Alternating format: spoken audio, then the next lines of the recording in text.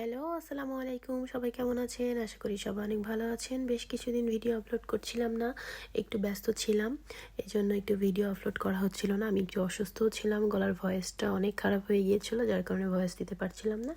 আজকে শনিবার ছিল, যে সকালবেলায় তো সবাই জানেন আমার 6টার দিকে জব থাকে, তো আমি বের হয়ে গিয়েছিলাম।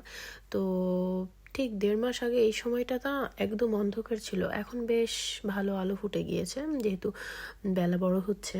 আর এই যে সাকুরা গাছে যে ফুলগুলো দেখিয়েছিলাম না কিছুদিনের মধ্যে, জাস্ট 1 সপ্তাহের মধ্যে ফুলগুলো সব ঝরে গিয়েছে।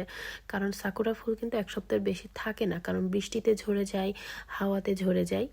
তো এই জন্য একটু দেখানোর চেষ্টা করলাম। এখন আবার কি সাকুরা ফুলের মাঝামাঝি সময় চলছে, খুব ভালো সিজন চলছে ইয়ামানাশিতে, কফুরের দিকে আর কি।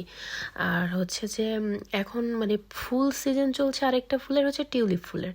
তো ইনশাল্লাহ আমি টিউলিপ ফুলের গার্ডেনে গেলে অবশ্যই ভিডিও করার চেষ্টা করব। তো এই নদীর পাড়টা এত বেশি সুন্দর, এখানে প্রায় ম্যাক্সিমাম মানুষ ঘোরাঘুরি করে। এইটা আমাদের এই কফুর, মানে এই জায়গাটা ফেমাস, খুবই ফেমাস একটা জায়গা।